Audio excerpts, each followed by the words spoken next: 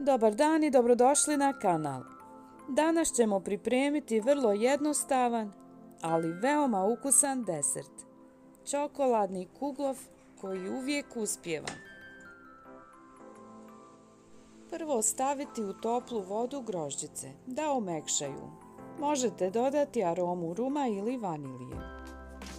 Oko 150 do 200 grama grožđica. Sad umutiti 3 jajeta i 1 čašu šećera. Čaša je od 200 ml.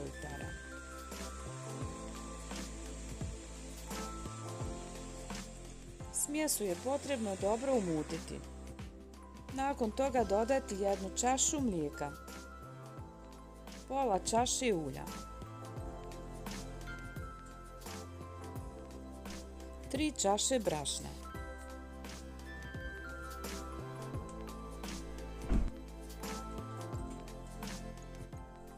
i 1 kesicu praška za pecivo. Volim dodati i koricu limuna.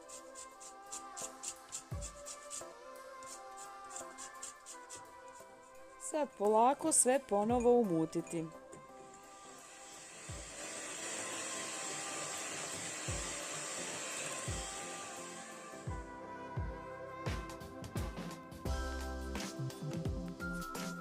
Na kraju dodati ocijeđene, omekšale grožđice. Kalup za kuglof premazati otopljenim maslacem i posuti malo brašna kako se kuglof ne bi zalijepio. Rasporedite pola smjesi, a u ostatak ćemo dodati 2 kašike kakaa.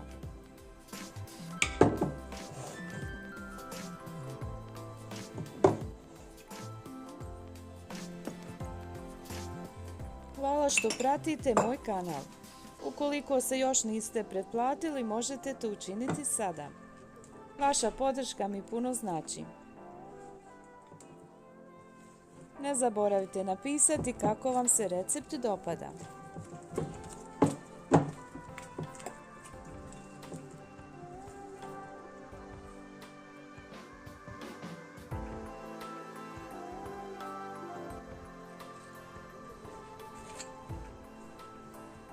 Kašikom stavljamo tamni dio.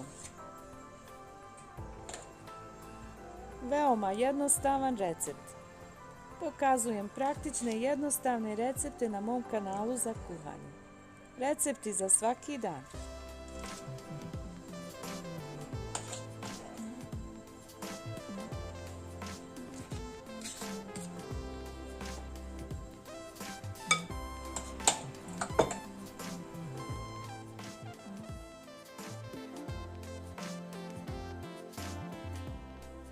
Pripremili smo vrlo jednostavan, ali veoma ukusan desert.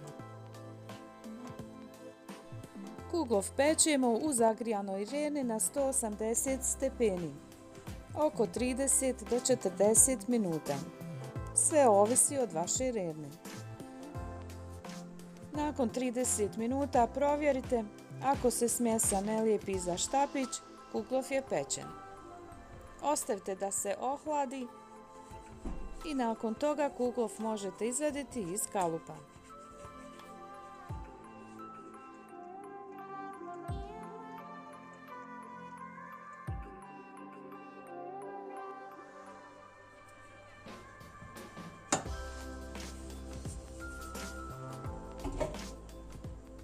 Preko možete samo posuti šećer u prahu ili uraditi čokoladnu glazuru.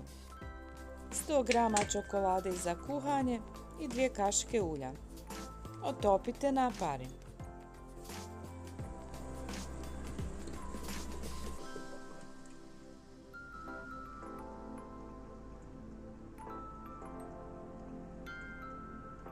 Nadam se da će vam se dopasti ovaj recept.